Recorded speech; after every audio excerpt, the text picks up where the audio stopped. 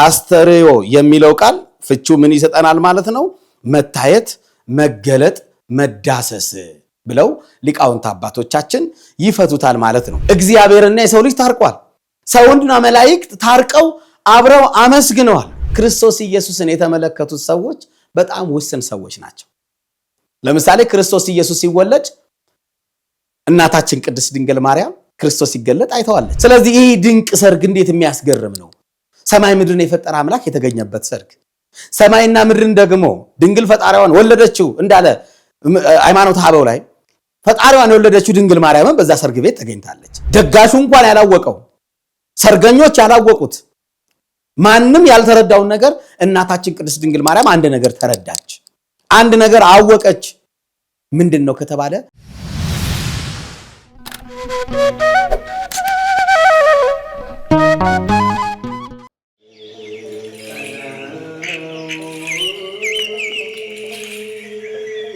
ተፈቅዶለት የተገደመ ገዳም ግን ደግሞ የተረሳ ዛሬ አስታውሰን እናቶቻችንን ከችግር መነኮሳቱን ከዓለማዊ ግርግር አውጥተናል። አሁን አባቶቻችን በበዓት ለመወሰን የቀሩ መነኮሳት ተቸግረው ላለመበተን በገዳሙ የጀመርነውን ግንባታ እንጨርሰው። የጨነቃችሁ ለጸሎት የሞላላችሁ ለምስጋና የገዳማውያኑ ምልጃ አይለያችሁ ዛሬም እንደገና። አደራ አስራታችሁን መባችሁን አትርሱ። ሙታንሳው መልአክ ስመ ገናና የጀመርነውን እንጨርሳለን ባለቤቱ ይረዳናልና። የአባቶቻችን በዓት አልተጠናቀቀም። ለሙታንሳ ማር ቅዱስ ሚካኤል አንድነት ገዳም ድጋፎን ያድርጉ።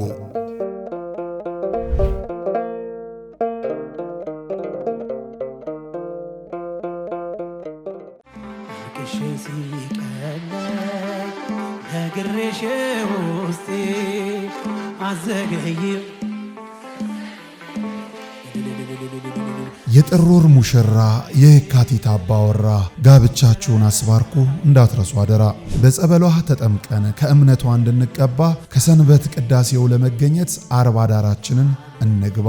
እስከ ሰንበት ድረስ ከደጇ ቆይታ በሌላ ክብር ስጋ ወደሙን አብልታ ጠጥታ ያልሆነላችሁ የቅዳሴ ጸበሏን ጠጥተን ወይም በአባቶች ጸሎት ለማስያዝ ላሰብን አንጎለላ ጽራሪያም ሰሚነሽ ገዳም ሰፊ ነው ደጇ እኛን ብቻ ለመሄድ ያብቃን።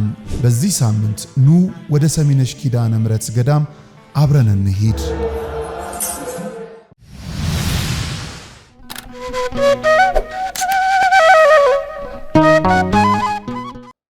በስመ አብ ወወልድ ወመንፈስ ቅዱስ አሃዱ አምላክ አሜን። በአገራችን በኢትዮጵያና በመላው ዓለም ላይ የምትገኙ የኢትዮጵያ ኦርቶዶክስ ተዋሕዶ ቤተክርስቲያን አማኞች በሙሉ ሁላችሁም እንደየሰዓት አቆጣጠራችሁ እንደምን ዋላችሁ፣ እንደምን አደራችሁ፣ እንደምን አረፈዳችሁ። አሜን። ቸሩ አምላካችን ልዑለ ባሕሪ እግዚአብሔር ስሙ የተመሰገነ ይሁን። እንኳን ለእናታችን ለቅድስት ድንግል ማርያም ለበዓለ ዕረፍቷ በሰላም በፍቅር በጤና አደረሳችሁ አደረሰን እንላለን። እንደ እግዚአብሔር መልካምና ቅዱስ ፈቃድ ለተወሰነ ደቂቃ አብረን የምንቆየው እንግዲህ እንደምታውቁት ከመቤታችን ከቅድስት ድንግል ማርያም ከ33ቷ በዓላቶቿ አንዱ አስተርእዮ ማርያም ነው። አስተርእዮ ማርያም ወይም ደግሞ ጥር 21 ቀን የመቤታችን የቅድስት ድንግል ማርያም የሞቷ ወይም ደግሞ ከዚህ ዓለም ድካም ያረፈችበት ታላቅ የሆነ ክብረ በዓል አለና ለተወሰነ ደቂቃዎች በዚህ ዙሪያ እንቆያለን ማለት ነው። እግዚአብሔር አምላካችን ከሁላችን ጋራ ይሁን። እንግዲህ አስተርእዮ ማርያም በመባል ይታወቃል። አስተርእዮ ማርያም የተባለበት ምክንያት ሊቃውንት አባቶቻችን እንዳስተማሩን በሁለት አይነት ምክንያት ነው ይላሉ። አስተርእዮ ማርያም የተባለበት አንደኛው ቅድም እንዳልኳችሁ የእናታችን የቅድስት ድንግል ማርያም የሞቷ ወይም ደግሞ በዓለ ዕረፍቷ የሚታሰብበት ስለሆነ ማለት ነው። ታሪኩን እንመጣበታለን። እንዴት ነው የሞተችው፣ እንዴት ነበረ የሚለውን ታሪክ ወደ በኋላ እንመጣበታለን። አንደኛው ሞቷን የምናስብበት ነው። ሁለተኛው ደግሞ አንደኛ ዮሐንስ ምዕራፍ 3 ቁጥር 9 ላይ እንደተጻፈው የዲያብሎስን ስራ ሊያፈርስ የእግዚአብሔር ልጅ ተገለጠ ይላል። ስለዚህ መድኃኒታችን ኢየሱስ ክርስቶስ ከእመቤታችን ከቅድስት ድንግል ማርያም ከስጋዋ ስጋ ከነፍሷ ነፍስ ነስቶ የተገለጠበት ወይም ደግሞ የተወለደበት ድንቅ የሆነ የመገለጥ ዘመን በመባል እንግዲህ የአስተርዮ ማርያም የሚለውን በእነዚህ በሁለት ነገሮች ሊቃውንት አባቶቻችን ይፈቱታል ማለት ነው። እንግዲህ ወደ ዋናው ሐሳብ ስንገባ አስተርዮ ማርያም ወይም ደግሞ አስተርዮ ማለት ምን ማለት ነው ብለው ሊቃውንት አባቶቻችን ሲገልጡት እንደዚህ ብለው ይናገራሉ። አስተርዮ ማለት አስተራየ ወይም ደግሞ አሳየ፣ ገለጠ ከሚለው የግስ ግስ የወጣ የተገኘ ሲሆን ትርጓሜውም መታየት፣ መገለጥ፣ መዳሰስ ማለት ነው ብለው አባቶቻችን ሊቃውንት አስተርዮ ወይም አስተራያ የሚለውን ቃል በደንብ አድርገው ገልጠው እናያለን ማለት ነው። ስለዚህ አስተርዮ የሚለው ቃል ፍቹ ምን ይሰጠናል ማለት ነው? መታየት፣ መገለጥ፣ መዳሰስ ብለው ሊቃውንት አባቶቻችን ይፈቱታል ማለት ነው። እንግዲህ እንደ ቤተ ክርስቲያናችን አስተምህሮ ዘመነ አስተርዮ የምንለው ወይም ደግሞ ወርሃ አስተርዮ የምንለው ከታኅሳስ 29 ጌታችን መድኃኒታችን ኢየሱስ ክርስቶስ ከተወለደበት ቀን አንስቶ እስከ አብይ ጾም መግቢያ ድረስ ምን በመባል ይታወቃል? ዘመነ አስተርዮ ወይም ደግሞ የመገለጥ ዘመን፣ የመታየት ዘመን፣ የመዳሰስ ዘመን ብላ ቤተክርስቲያን ጌታ ከተወለደበት ጀምሮ እስከ አብይ ጾም መግቢያ ድረስ ምን በመባል ይታወቃል? ዘመነ አስተርዮ በመባል ይታወቃል። የመገለጥ ዘመን በመባል ይታወቃል። እንግዲህ መጽሐፍ ቅዱስ አንደኛ ጴጥሮስ ምዕራፍ 1 ቁጥር 17 ላይ እንዲህ ይላል፣ በዘመኑ መጨረሻ ተገለጠ ይላል። በምኑ መጨረሻ? በዘመኑ መጨረሻ ተገለጠ። ማን ነው የተገለጠው ስንል ቅዱስ ጳውሎስ ገላትያ ምዕራፍ 4 ቁጥር 4 ላይ ደግሞ እንደዚህ ብሎ ይናገራል፣ የዘመኑ ፍጻሜ በደረሰ ጊዜ እግዚአብሔር ልጁን ላከልን፣ ከሴትም ተወለደ ይላል። ተመልከቱ፣ የዘመኑ መጨረሻ በደረሰ ጊዜ እግዚአብሔር ልጁን ላከልን፣ ሴት ከተባለችው ከእናታችን ከቅድስት ድንግል ማርያም ምን አለ? ተወለደ ማለት ነው። ተወለደ። ስለዚህ የዘመኑ መጨረሻ በደረሰ ጊዜ እግዚአብሔር ወልድ ኢየሱስ ክርስቶስ ተገለጠ ማለት ነው። አሁን ቤተክርስቲያናችን ይህንን ዘመነ አስተርዮን የሚያሰኙት 3 ምክንያቶች ናቸው ብላ ቤተክርስቲያን ታስተምራናለች። ዘመነ አስተርዮን ወይም ደግሞ ወርሃ አስተርዮን የሚያሰኙት ነገሮች 3 ነገሮች ናቸው ብላ ታስተምራለች። እስቲ ባጭሩ አለፍ እያለን እናየዋለን። አንደኛው የጌታችን የመድኃኒታችን የኢየሱስ ክርስቶስ መወለዱን ነው።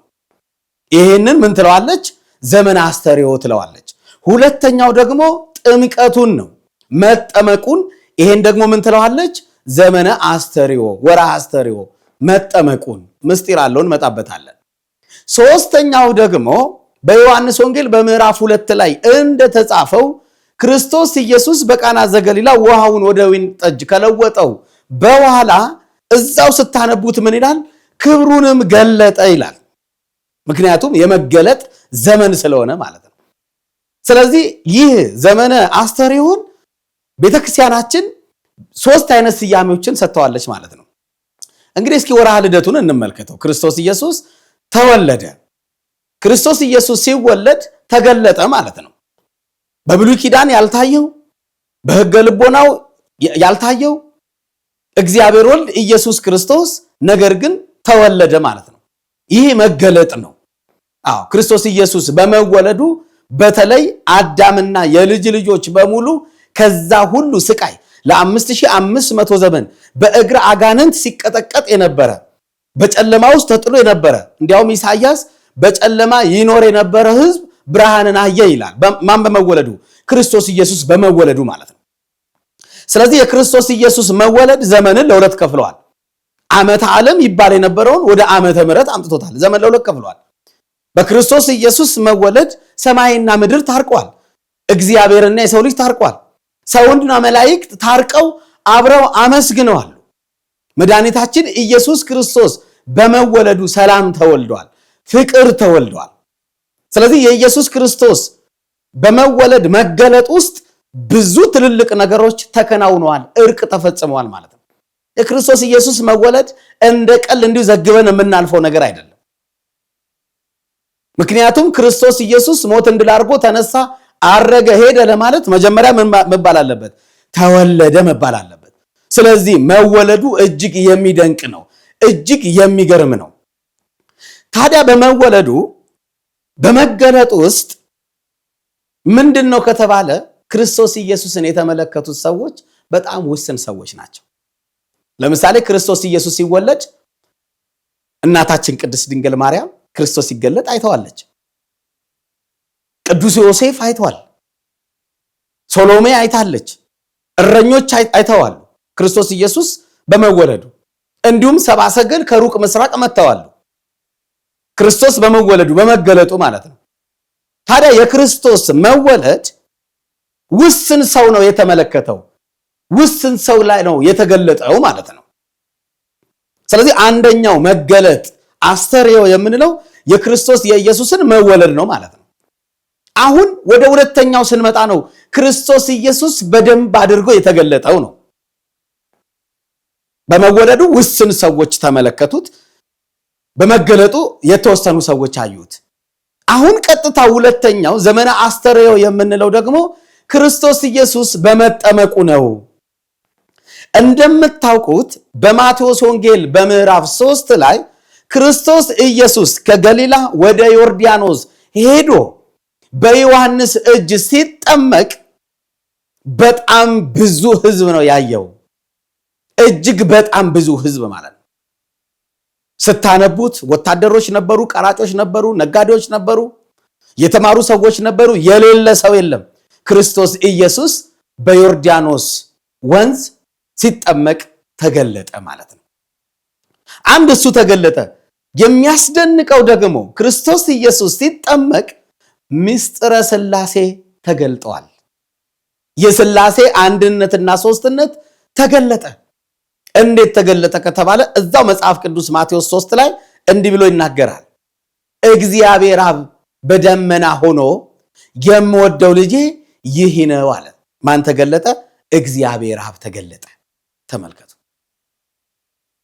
ደግሞ ክርስቶስ ኢየሱስ ተጠምቆ ከውሃው እንደወጣ መንፈስ ቅዱስ በምን አምሳል እላዩ ላይ አረፈ? በርግብ አምሳል አረፈ። ማን ተገለጠ? መንፈስ ቅዱስ ደግሞ ተገለጠ ማለት ነው። አሁን አብ ተገለጠ፣ መንፈስ ቅዱስ ተገለጠ፣ ወልድ ደግሞ ቤት ተገለጠ፣ እዛው ሲጠመቅ ተገለጠ። ስለዚህ አብ፣ ወልድ፣ መንፈስ ቅዱስ ምን አሉ? ተገለጡ። ይሄ በብሉይ ኪዳን አይታወቅም። ምስጢረ ሥላሴ በብሉይ ኪዳን አልተገለጠም። በአዲስ ኪዳን ግን በሚታይ ነገር ተገለጠ። ለዚህ ማሳያ ማቴዎስ 28 መጨረሻው ላይ ስታነቡት መድኃኒታችን ኢየሱስ ክርስቶስ ለደቀ መዛሙርቱ እንዲህ አላቸው፣ እንግዲህ ሂዱና አሕዛብን ሁሉ በአብ በወልድ በመንፈስ ቅዱስ ስም እያጠመቃቸዋቸው ምን ያደርጓቸው አለ? ደቀ መዛሙርት ያደርጓቸዋል። አያችሁ፣ ምስጢረ ሥላሴን ገለጠው። አብ ወልድ መንፈስ ቅዱስ ብሎ ተናገረ እንጂ በብሉይ ኪዳን አብ ወልድ መንፈስ ቅዱስ አይታወቅም። ስለዚህ ዘመነ አስተርእዮ የምንለው በጥምቀቱ የምንለው ምስጢረ ሥላሴ ምን ያለበት ነው? የተገለጠበት የሚደንቅ ድንቅ የሆነ አስተምሮ የተፈጸመበት ነው። ለዚህ ነው ከአምስቱ አዕማደ ምስጢር አንዱ ምስጢረ ማን ነው? ሥላሴ ነው። እሱም በዛ ተማሩት። ብቻ ምስጢረ ሥላሴ ተገልጦበታል። ስለዚህ ዘመነ አስተርእዮ ወርሃ አስተርእዮ ከሚያሰኙት ነገሮች አንዱ ምንድነው ማለት ነው? ጥምቀት ነው ማለት ነው። ልደትን አይተናል፣ ጥምቀትን አይተናል። ሶስተኛው ደግሞ ምንድነው ከተባለ ቃና ዘገሊላ ነው። ዘመነ አስተርእዮን ያሰኘው ወርሃ አስተርእዮ የመገለጥ የመዳሰስ ዘመን ደግሞ ያሰኘው ወርሃ መገለጥ ወይም ደግሞ አስተርእዮ ያሰኘው ምንድነው ከተባለ በቃና ዘገሊላ መገኘቱ ነው። እስኪ ታሪኩን ባጭሩ እናንሳ። የዮሐንስ ወንጌል ምዕራፍ 2 ቁጥር 1 ላይ ስታነቡት እንዲህ ይላል፣ ወአመ ሣልስት ዕለት ከብካብ ኮነ በቃና ዘገሊላ ይላል። በሶስተኛውም ቀን በቃና ዘገሊላ ሰርግ ተደረገ ይላል። የኢየሱስም እናታችን ድንግል ማርያም በዛ ነበረች ይላል። ማን ነበረች? ድንግል ማርያም በሰርጉ ታድማ ነበር። ይቀጥልና የድንግል ማርያም ልጅም ደግሞ ኢየሱስ ክርስቶስ በየት ነበረ? በዛ ነበረ ይላል። ኢየሱስ ክርስቶስ ደግሞ በዛ በሰርግ ቤት ሲገኝ አብሮ ደግሞ ማን ተገኘ? ደቀ መዛሙርቱ እነ ቅዱስ ጴጥሮስ፣ እነ ቅዱስ ያዕቆብ፣ እነ ቅዱስ ዮሐንስ 12ቱም ሐዋርያት ቤት ተገኙ። በዛ ሰርግ ቤት ተገኙ። ድንግል ማርያም አለች፣ መድኃኒታችን ኢየሱስ ክርስቶስ አለ፣ ደቀ መዛሙርቱ አሉ። እንዴት የሚደንቅ ሰርግ ነው! በዚሁ አጋጣሚ እንዳሰው ወርሃ ጥር አንድም የሰርግ ወቅት ስለሆነ ሰርግ ነው የሚደገስበት፣ ሰዎች ከሁለትነት ወደ አንድነት የሚመጡበት፣ በስጋው ደግሞ የሚታተሙበት ወቅት ነው። ወርሃ ጥር የሰርግ ወቅት ነው። ከዚህ ነው መነሻው ማለት ነው። ትንሽ እንዳሰው። ስለዚህ ይህ ድንቅ ሰርግ እንዴት የሚያስገርም ነው! ሰማይ ምድርን የፈጠረ አምላክ የተገኘበት ሰርግ፣ ሰማይና ምድርን ደግሞ ድንግል ፈጣሪዋን ወለደችው እንዳለ ሃይማኖተ አበው ላይ ፈጣሪዋን የወለደችው ድንግል ማርያምን በዛ ሰርግ ቤት ተገኝታለች። እነ ቅዱስ ጴጥሮስ በጥላቸው ሞትን ያስነሱ ድንቅ ተአምር የሰሩ ሐዋርያትም ደግሞ በዛ ሰርግ ተገኝተዋል። እንዴት የከበረ ሰርግ ነው! ድንቅ ሰርግ ነው። አሁንም በእውነት በቅዱስ ጋብቻችን ውስጥ መድኃኔ ዓለም ኢየሱስ ክርስቶስ፣ እናታችን ድንግል ማርያም፣ ደቀ መዛሙርቱ ይገኙበት። ምክንያቱም እነዚህ ሲገኙበት ያለውን በረከት እናየዋለን። ሰርግ ተደረገ። የሚገርም ሰርግ ነው። ነገር ግን በዚህ ሰርግ ውስጥ አንድ የሚያስደንቅ ነገር ተከሰተ። ደጋሹ እንኳን ያላወቀው፣ ሰርገኞች ያላወቁት፣ ማንም ያልተረዳውን ነገር እናታችን ቅድስት ድንግል ማርያም አንድ ነገር ተረዳች፣ አንድ ነገር አወቀች። ምንድን ነው ከተባለ የወይን ጠጅ እንዳለቀባቸው አወቀች። ማንም አልነገራት። ደጋሹ መጥቶ አላሳሰባትም። እሷ ግን አወቀች። ለምን? የአምላክ እናት ስለሆነች። እንመጣበታለን። በሚያስደንቅ ሁኔታ ግን ወደ ልጇ ወደ መድኃኒታችን ወደ ኢየሱስ ክርስቶስ ሄዳ እንዲህ አለችው፣ ልጄ ሆይ ወይንኪ አልቦሙ፣ የወይን ጠጅ አለቀባቸው፣ ሊያፍሩ ነው፣ ሊደነግጡ ነው፣ ሊሸማቀቁ ነው፣ አንገታቸውን ሊደፉ ነው። ልጄ ሆይ የወይን ጠጅ እኮ አለቀባቸው ብላ ወደ ልጇ ወደ ኢየሱስ ክርስቶስ ጮኸች፣ ተናገረች፣ አማለደች። ይሄ እኮ ግልጽ ነገር እኮ ነው። ምልጃ ማለት በሁለት ሰዎች መካከል ገብቶ መለመን ማለት ነው። ድንግል ማርያም በሰርገኞቹ በደጋሹና በኢየሱስ ክርስቶስ መሃል ሆና ማማለድ ጀመረች። የወይን ጠጅ አልቆባቸዋል። እንግዲህ የምትደግሱ ሰዎች ታውቃላችሁ፣ የሆነ ነገር ድግሳችሁ ላይ ሲጎል እንዴት እንደሚጨንቃችሁ። አረምን ጎሎ አስቀድማችሁ እንኳን ተዘጋጅታችሁ ያን ሲሆን አያን ሲሆን ጭንቀት ነው። ታውቁታላችሁ የደገሳችሁ ሰዎች። ድንግል ማርያም አሳሰበች።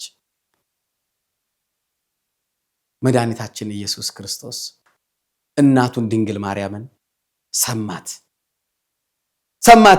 የሚገርመው ነገር እዚህ ጋር ልብ እንድትሉ የምፈልገው ክርስቶስ ኢየሱስ እንዲህ አላት፣ አንቺ ሴት ሆይ ከኔ ጋር ምን አለሽ? ምን ጸባለሽ?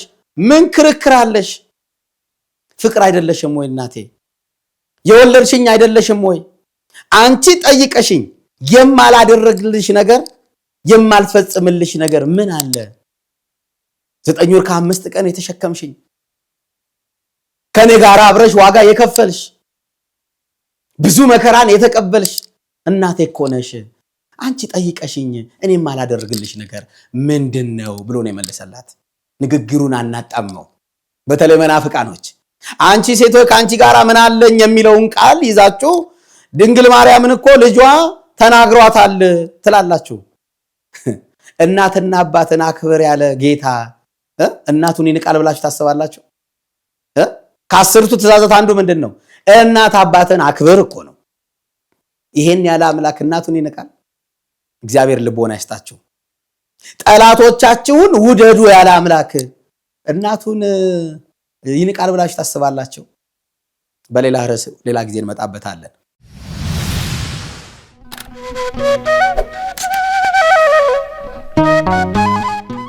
ላለፉት 10 ዓመታት በ4 ኪሎ ለቡ፣ ላፍቶ፣ አያትና አጠና ተራ ጠብር ግፍ ብለን የሰራናቸውን 10 ፕሮጀክቶች ለደንበኞቻችን አስረክበናል።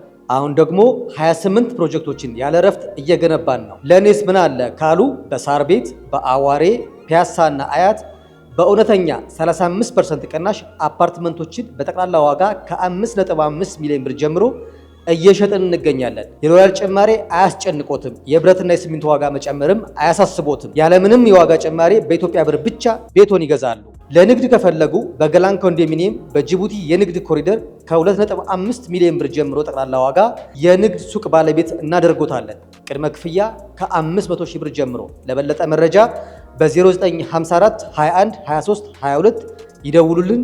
ቴምር ሪል ስቴት።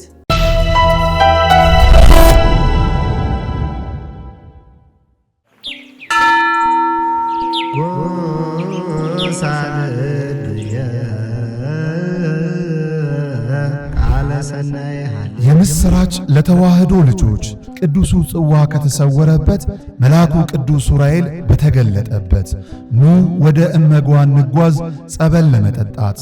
በጸበሉ ክፉ መናፍስት መውጫ አጥቶ ሲቀረቀር በገዳሙ አይተናል። ጎባጣው ቀንቶ ሽባው ሲተረተር የታሪክ ከርስ የተዋህዶ ቅርስ ምስጢረኛ ዋሻ ማማ ምድር መንዝ ማኅበረ እመጓ መንፈሳዊ የጉዞ ማኅበር ፍጹም ክርስቲያናዊ መስተንግዶን አስቀድሞ አማኙን ከገዳሙ አሳልሞ ይመልሳል። በዚህ ማኅበር ሲጓዙ ወዲህ የገዳሙን ልማት ይደግፋሉ። አለፍ ሲልም የጉዞውን ፈቃድ ስለተሰጠው በፍጹም አይስጉ። ለበለጠ መረጃ በ0912 10 51 55 ወይም በ0977 81 77 77 ማኅበረ እመጓ ብለው ይደውሉ።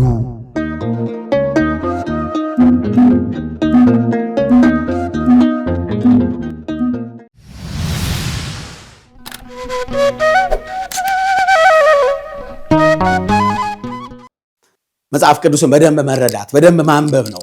ነገር ግን እናትና ልጅ ምን ብለዋል? ተግባብተዋል። ይሄ ማሳያው ምንድነው ከተባለ አንቺ ሴቶች ካንቺ ጋር ምን አለኝ የሚለውን ቃል ካላት በኋላ እንዴ ልጄ ሆይ ብላ አልተናገረችም። ምንድን ያደረገችው? ዞር አለችና ልጄ የሚላችሁን አድርጉ አለች። ልጄ ምን የሚላችሁን አድርጉ። 6 የድንጋይ ጋኖችን አዘጋጁ፣ ውሃ ሞሉበት። በሚደንቅ ሁኔታ መድኃኔ ዓለም ኢየሱስ ክርስቶስ ውሃውን ወደ ምን ለወጠው? ወደ ወይን ጠጅ ለወጠው ማለት ነው። ክብር ይግባው መድኃኔ ዓለም። ወገኖቼ በህይወታችን ብዙ ልንፈተን እንችላለን። ተስፋ ልንቆርጥ እንችላለን። ወደ ኋላ አንበል። የኛ ድርሻ ውሃውን ማዘጋጀት ነው። የኛ ድርሻ የምንሰራውን ስራ በእግዚአብሔር ፊት ማቅረብ ነው። የኛ ድርሻ ትዳራችንን ይዘን እግዚአብሔር ቤት መምጣት ነው። ትዳራችንን የመባረክ ስራችንን የመባረክ ውሃውን ወደ ወይን ጠጅ የመለወጥ የእግዚአብሔር ስራ ነው። እግዚአብሔር ይችላል። ስለዚህ ተስፋ አትቁረጡ። ለሰው የማይቻል ለእግዚአብሔር ይቻላል ወገኖቼ። ስለዚህ ውሃው ወደ ወይን ጠጅ ተለወጠ ይልና መጽሐፍ ቅዱስ ስታነቡት እንዲህ ይላል። ኢየሱስ ክርስቶስ የተአምራቱን መጀመሪያ በቃና ዘገሊላ አደረገ፣ ከዛስ ክብሩንም ገለጠ ይላል። የሚገርም ቃል ነው። የተአምራቱን መጀመሪያ ያደረገ ክብሩንም ገለጠ፣ ደቀ መዛሙርቱም በእርሱ አመኑ ይላል። ክብሩንም ምን አለ? ገለጠ። አያችሁ፣ አሁን የመገለጥ ዘመን የምንለው ይሄ ነው። አስተርእዮ የምንለው ይሄ ነው። ስለዚህ ዘመነ አስተርእዮ ወርሃ አስተርእዮ የምንለው ከሶስቱ አንዱ ምንድነው ማለት ነው? በቃና ዘገሊላ ክብሩን መግለጡ ነው ማለት ነው። ክብሩ መግለጡ ነው። ስለዚህ ወገኖቼ ዘመነ አስተርእዮ ቤተክርስቲያናችን በሚደንቅ ባህላቶች ታከብራቸዋለች። በመወለዱ ተገለጠ፣ በጥምቀቱ ተገለጠ፣ በቃና ዘገሊላ ክብሩን ገለጠ። አሁን ይሄ ዘመነ አስተርእዮ የምንለው ነው። አሁን ተወለደ ተገለጠ ለማለት፣ ተጠመቀ ተገለጠ ለማለት፣ በቃና ዘገሊላ ክብሩን ገለጠ ለማለት መጀመሪያ ደግሞ ጌታችን መድኃኒታችን ኢየሱስ ክርስቶስ በማን ማኅፀን መገለጥ አለበት? በድንግል ማርያም ማኅፀን ምን ማለት መገለጥ አለበት ማለት ነው። አያቸው አስተርእዮ ብለን ከዛ ምንድን ነው ማርያም። ስለዚህ አሁን ያልኳችሁ ነገር በሙሉ ለመገለጥ መጀመሪያ በእመቤታችን በቅድስት ድንግል ማርያም ምን ማለት አለበት? መገለጥ አለበት። የመገለጥ ሁሉ መጀመሪያ ማናት? ድንግል ማርያም ናት ማለት ነው። ድንግል ማርያም ናት። እናታችን ቅድስት ድንግል ማርያም ከስጋዋ ስጋ ከነፍሷ ነፍስ ነስቶ ተወለደ፣ ተጸነሰ በድንግል ማርያም ማኅፀን። እንደው ድንግል ማርያም እንዴት ትደንቃለች! የምትገርም እናት ናት። ፍቅር የሆነች እናት።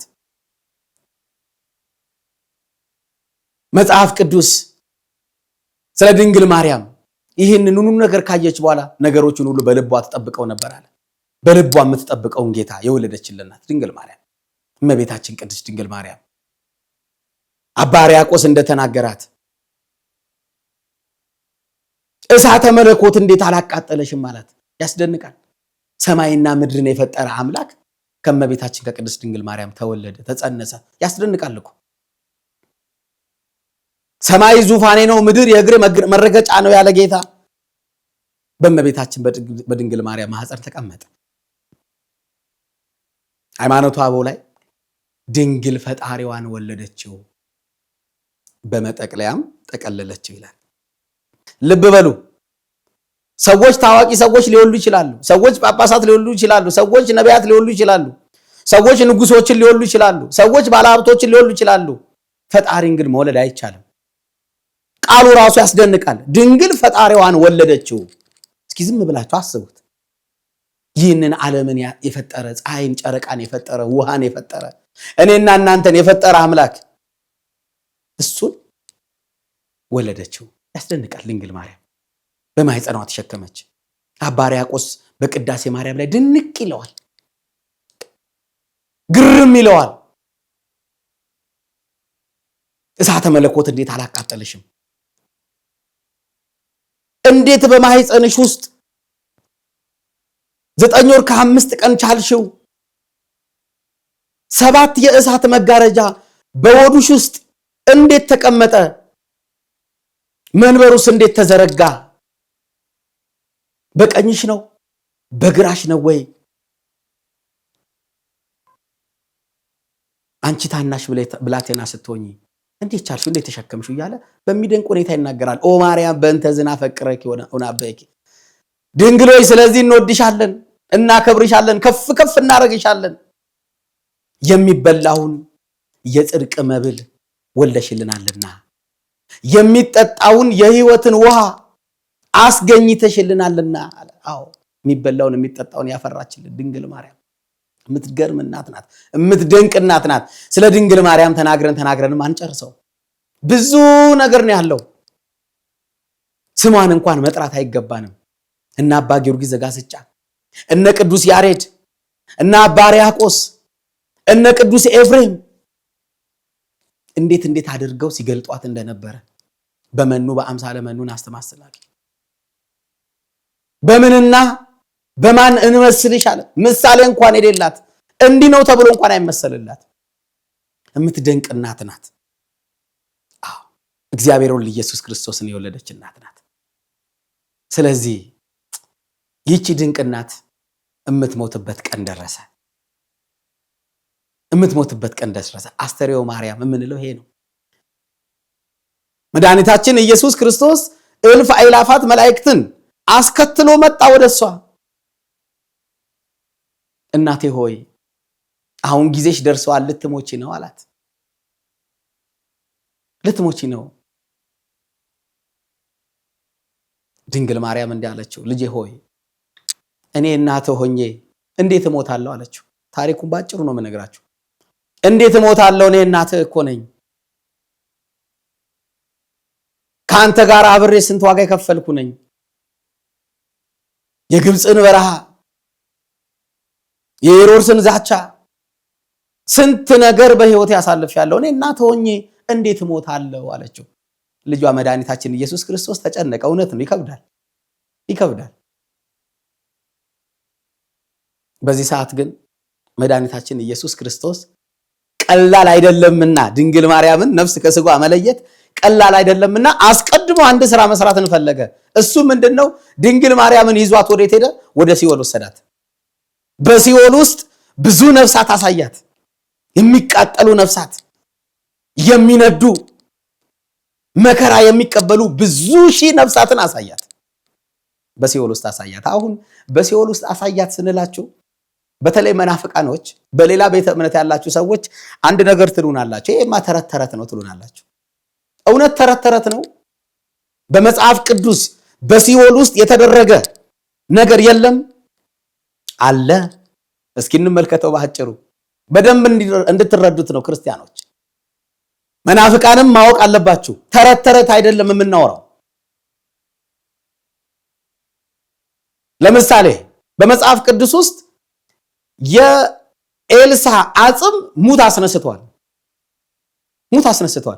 አጽም እንዴት ሙት ያስነሳል? ግን ተጽፏል በሁለተኛ ነገሥት ላይ ምዕራፍ 5። የቅዱስ ጳውሎስ ልብሱ ጨርቁ ልብሱ የሞተ ያስነሳ ነበረ። አይን ያበራ ነበረ። የታመመ ይፈውስ ነበረ። ዕለት ዕለት ራቁቴን ነበርኩ አለ ቅዱስ ጳውሎስ። ጸጋው ከሰውነቱ አልፎ ልብሱ ላይ ልብስ። ይሄ አሁን ገድል ላይ ተጽፎ ቢሆን ኖሮ ተረት ተረት ነው የምትሉ። የቅዱስ ጴጥሮስ ጥላ ማለት ነው። ጥላው የሞተ ያስነሳ ነበር። ይደንቃል። ይሄ ገድል ላይ ቢሆን ኖሮ ተረት ተረት ነው ትሉን ነበር። ደግነቱ መጽሐፍ ቅዱስ ላይ ነው የተጻፈው። አሁንም ልክ እንደዚሁ በሲኦል ውስጥ የተከሰተ ነገር አለ። መጽሐፍ ቅዱስ ላይ የተጻፈው በሉቃስ ወንጌል ምዕራፍ 16 ላይ ተጽፏል። አንብቡት። ምዕራፍ 16 ቁጥር 19 ጀምሮ አንብቡት። በሲኦል ውስጥ ምን እንደተከናወነ እንዲህ ይላል። አንድ ባለጠጋ ነበረ። ይህ ባለጠጋ ዕለት ዕለት ተደስቶ የሚኖር ሰው ነው። እንደ ልቡ የሚበላ እንደ ልቡ የሚጠጣ አንድ ባለጸጋ ባለ ሀብት ነበረ ይላል። በተቃራኑ ደግሞ በጣም የተራበ በጣም የተጠማ ምስኪን ደሃ የሆነ አንድ ደግሞ ደሃ ነበረ ይላል። አሁን ሀብታም አለ፣ ደሃ አለ። ሀብታሙ ይበላል ይጠጣል፣ እንደ ልቡ ይሆናል፣ ደስተኛ ነው። ደሃው ግን የሚበላው የሚጠጣው የለም። የሚያስደንቀው ደሃው የሚኖረው ከሀብታሙ ቤት አጠገብ ነው። ታሪኩን ለማሳጠር ደሃው ሞተ። መላእክት በአብራም እቅፍ ውስጥ ወስደው አስቀመጡት ይላል። አንብቡት መጽሐፍ ቅዱስ። ሞት አይቀርምና ይህ ባለጸጋም ሀብቱ ከሞት አላስጣለውም፣ ያለው ገንዘብ ከሞት አላስጣለውም። ይህም ባለጸጋ ሞተ። የሚደንቀው ባለጸጋው ሞተ ካለ በኋላ ምን ይላል መሰላችሁ? ወደ ሲኦል ተጣለ ይላል። ባለጸጋው የት ገባ? ሲኦል ውስጥ ገባ፣ እሳት ውስጥ ገባ። በሲኦል ውስጥ እያለ እየተቃጠለ እየነደደ አሻቅቦ ሲመለከት አብርሃምንና አልዓዛርን ተመለከታቸው ይላል። አንድ ጥያቄ ጠየቃቸው። አብርሃም አባቴ ሆይ በዚህ በሲኦል ውስጥ ያለውን እሳት አልቻልኩትኝም፣ በጣም ተቃጠልኩኝ። አልዓዛርን ላክልኝና እንዲያው በእጁ ውሃ ነክቶ መጥቶ ከተቃጠልኩበት ነገር ምላሴን አስነክቶ ትንሽ ያቀዝቅዘኛል። አይደንቅም? ይሄ በሲኦል ውስጥ እኮ የሚደረግ ነገር ነው። ተቃጠልኩኝ በሲኦል ውስጥ አለ። አብርሃም እንዲህ አለው፣ ባንተና በእኔ መካከል ትልቅ ምን አለ አለው? ገደል አለ አለው። አያችሁ፣ በሲኦል ውስጥ የተከናክኗል። ይሄ መጽሐፍ ቅዱስ ላይ ነው ያለው። ይሄ እንዳልኳችሁ ገድል ላይ ቢሆን ኖሮ ተረት ተረት ትሉን ነበረ። ስለዚህ የአብርሃም የአልዓዛር የዛ ባለጸጋ ታሪክ በሲኦል ውስጥ እንዲህ ከተከናወነ ሰማይ ምድርን የፈጠረ አምላክ ድንግል ማርያምን በሲኦል ውስጥ ሄዶ ማሳየቱ ያስደንቃል? አያስደንቅም? ድንግል ማርያምን አሳያት። ድንግል ማርያም አየች፣ አዘነች። ሩህሩህ ናት። ልጅ ሆይ ምንድናቸው ብላ ጠየቀችው። እነዚህ ኃጢአት ሲሰሩ የከረሙ ናቸው፣ የኔን አንድነትና ሶስትነት ያልተቀበሉ፣ ሥላሴን ያልተቀበሉ፣ እኔን የካዱ ናቸው፣ ኃጢአተኞች ናቸው። ነገር ግን አላት አንቺ ከሞትሽላቸው እምራቸዋለሁ አላት። አይደንቅም? እንዲያው እግዚአብሔር ሰዎችን ለማዳን የሚጠቀምባቸው መንገድ። ደግሞ እናቱን ድንግል ማርያምን እንዴት አድርጎ ነፍስ ከስጋዋ መለየት እንዴት መሞት እንዳለባት አያችሁ የተጠቀመው መንገድ።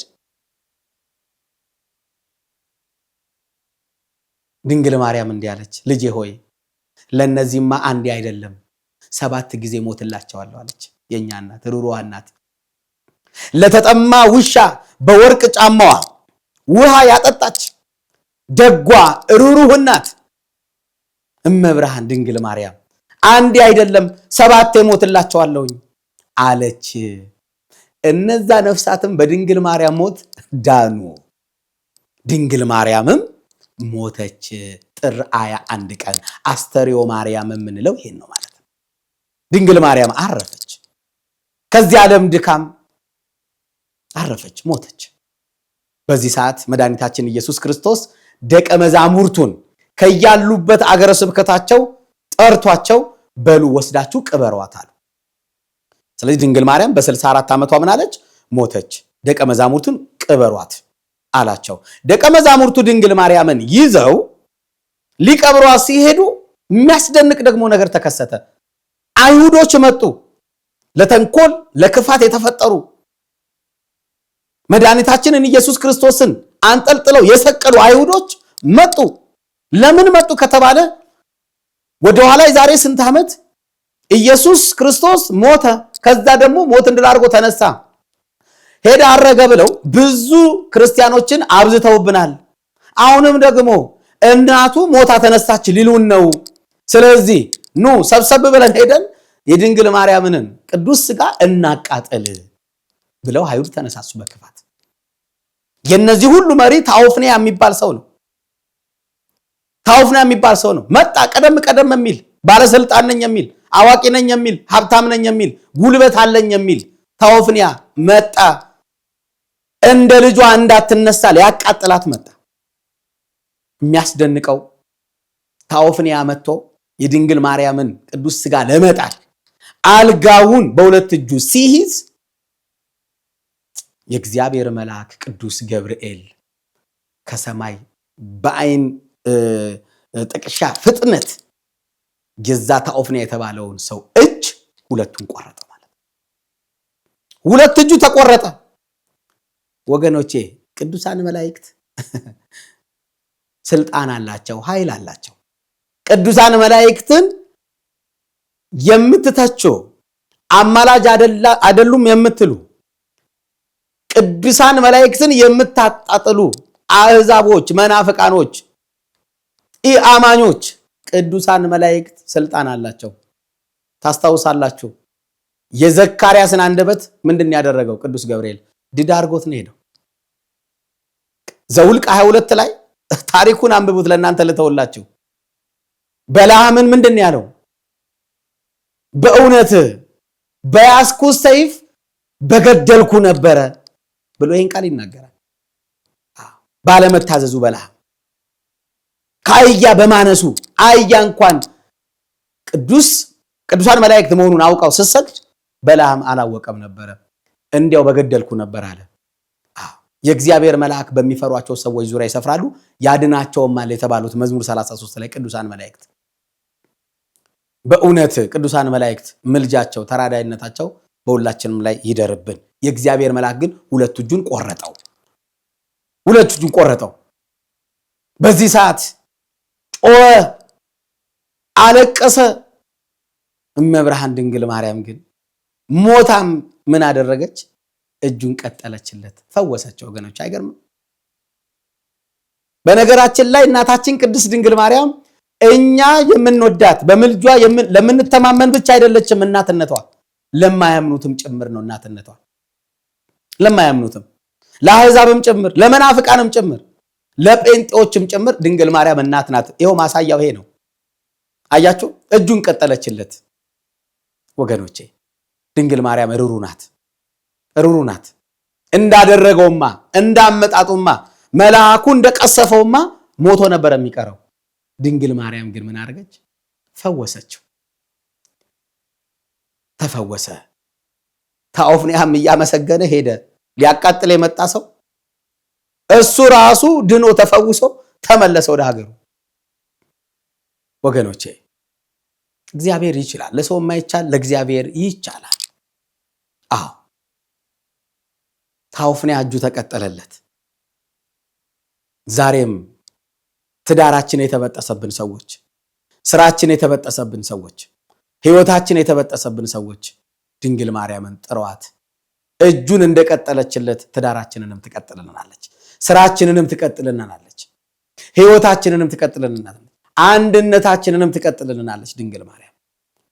አዎ ምክንያቱም እናታችን ድንግል ማርያም ፍቅር ስለሆነች፣ ሩሩ ስለሆነች፣ የአንድም ሰው ሞት የአንድም ሰው መጥፋት የምትፈልግ እናት ስላልሆነች፣ ስለዚህ አስተርዮ ማርያም የምንለው ከነዚህ ታሪክ የተነሳ ነው ማለት ነው። እንግዲህ ሞታለች። ትንሳኤዋ ደግሞ ነሐሴ 16 ላይ ነው። እንዴት እንደ ልጇ እንደተነሳች ወቅቱ ደግሞ ሲደርስ ፍስለታ ሲደርስ ያኔ የምንማማረው ይሆናል። ስለዚህ በአጠቃላይ አስተርእዮ ማርያም የምንለው ከነዚህ ታሪኮች የተነሳ ነው ማለት ነው። እንግዲህ ድንግል ማርያም ከዕለተ ቀኗ ከባህሏ ረድኤት በረከትን ትከፈለን። የእግዚአብሔር ቸርነት የድንግል ማርያም አማላጅነት አይለየን። ከእናንተ ጋር አብሬያችሁ የቆየሁትኝ እኔ ዲያቆን ዳንኤል ሲሳይ ነኝ። በሌላ ፕሮግራም ደግሞ እንደዚሁ እንገናኛለን። እግዚአብሔር ከሁላችን ጋር ይሁን። እግዚአብሔር ይስጥልን።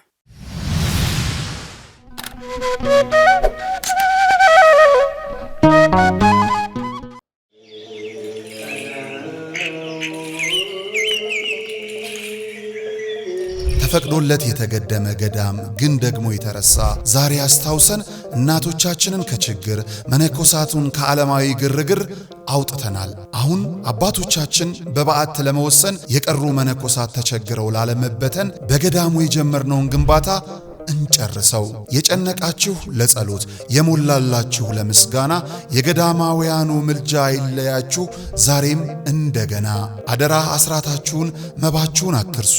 ሙታንሳው መልአክ ስመ ገናና የጀመርነውን እንጨርሳለን ባለቤቱ ይረዳናልና። የአባቶቻችን በዓት አልተጠናቀቀም። ለሙታንሳ ማር ቅዱስ ሚካኤል አንድነት ገዳም ድጋፎን ያድርጉ።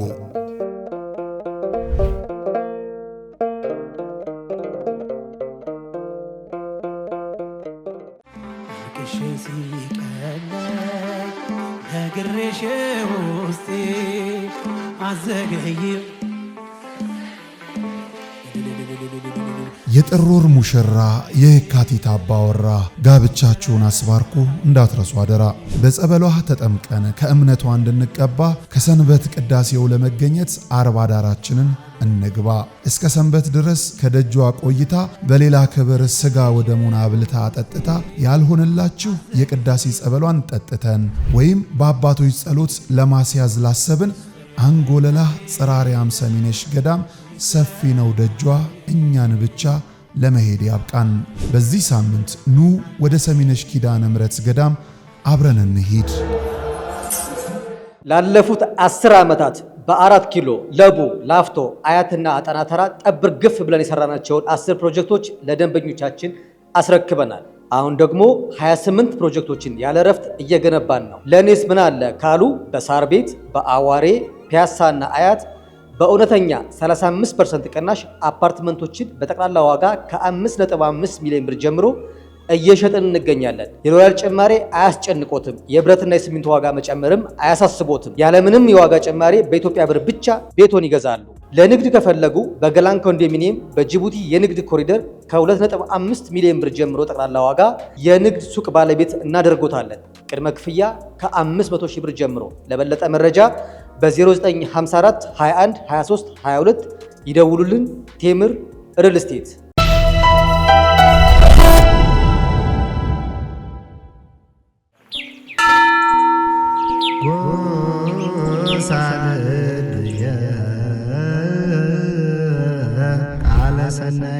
የምስራች ለተዋህዶ ልጆች ቅዱሱ ጽዋ ከተሰወረበት መልአኩ ቅዱስ ዑራኤል በተገለጠበት ኑ ወደ እመጓ እንጓዝ ጸበል ለመጠጣት። በጸበሉ ክፉ መናፍስት መውጫ አጥቶ ሲቀረቀር በገዳሙ አይተናል። ጎባጣው ቀንቶ ሽባው ሲተረተር የታሪክ ከርስ የተዋህዶ ቅርስ ሚስጥረኛ ዋሻ ማማ ምድር መንዝ ማህበረ እመጓ መንፈሳዊ የጉዞ ማህበር ፍጹም ክርስቲያናዊ መስተንግዶን አስቀድሞ አማኙን ከገዳሙ አሳልሞ ይመልሳል። በዚህ ማህበር ሲጓዙ ወዲህ የገዳሙን ልማት ይደግፋሉ። አለፍ ሲልም የጉዞውን ፈቃድ ስለተሰጠው በፍጹም አይስጉ። ለበለጠ መረጃ በ0912 10 51 55 ወይም በ0977 81 77 77 ማህበረ እመጓ ብለው ይደውሉ።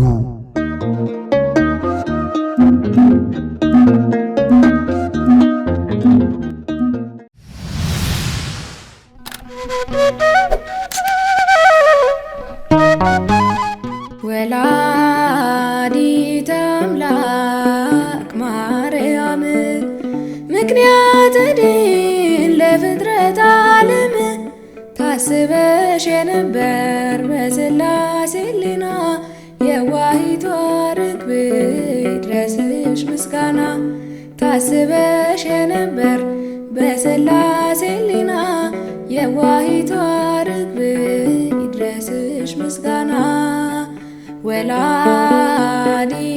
አምላክ ማርያም ምክንያተ ድኅን ለፍጥረት ዓለም ታስበሽ የነበር በሥላሴ ሕሊና የዋሂቷ ርግብ ይድረስሽ ምስጋና ታስበሽ የነበር በሥላሴ ሕሊና የዋሂቷ ርግብ ይድረስሽ ምስጋና ከኢያቄም አብራክ ተከፍለሽ ሳለሽ በሐና ማኅፀን ሲገለጥ ታምርሽ ወደ ገነት መግቢያ ልዩ ምልክት አድርጎ ፈጥሮሻል የዓለም ንግሥት በውስጥ ዋፋ ከነውር ጠብቆ ከሴቶች መካከል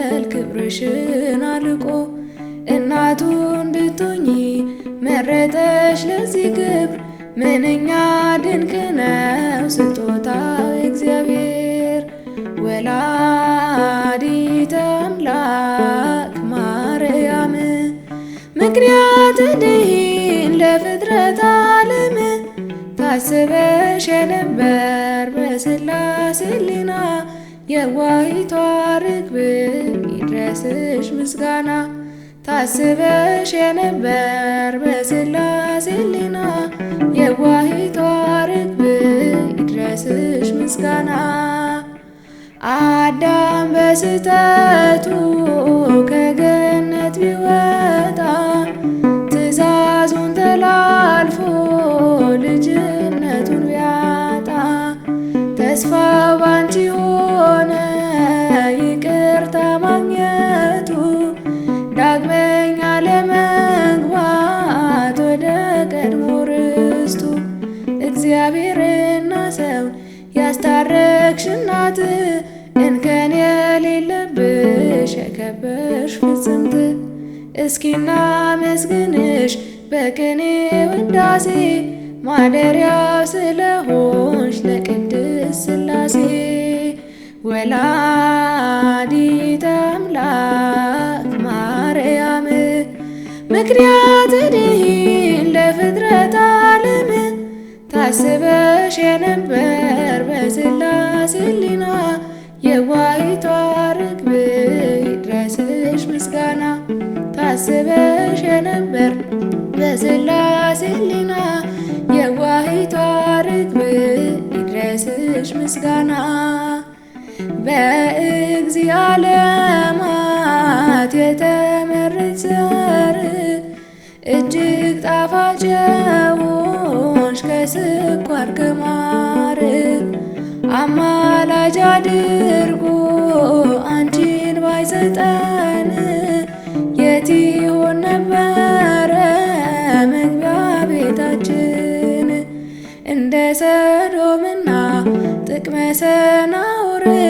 በእሳት ተቃጥለን እናልቅ ነበር አንቺን ንጽሕት ዘር ባያስቀርልን መውደቂያችን ሲኦል ይሆን ነበር ደይን ወላዲተ አምላክ ማርያም ምክንያተ ድኅን ለፍጥረት ዓለም ታስበሽ የነበር በሥላሴ ሕሊና የዋሂቷ ርግብ ይድረስሽ ምስጋና ታስበሽ የነበር በሥላሴ ሕሊና የዋሂቷ ርግብ ይድረስሽ ምስጋና ምስጢርን የሚገልጽ ጽዋ ጠጅንና ዘውትርና መስግን ስምሽን እንደገና በቅኔ ማኅሌቱ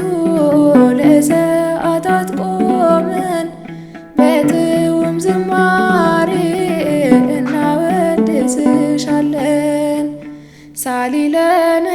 ቅድስት ብለን ስንጠራሽ እንደ አባቶቻችን ስንማጸንሽ ቅድስተ ቅዱሳን የልዑል ማደሪያ ልጅሽ ፊት ለመቆም ሁኚልን መታያ ወላዲተ አምላክ ማርያም ምክንያተ ድኂን ለፍጥረት ዓለም ታስበሽ የነበር በሥላሴ ሕሊና የዋሂቷ ርግብ ይድረስሽ ምስጋና ታስበሽ የነበር በሥላሴ ሕሊና የዋሂቷ ርግብ ይድረስሽ ምስጋና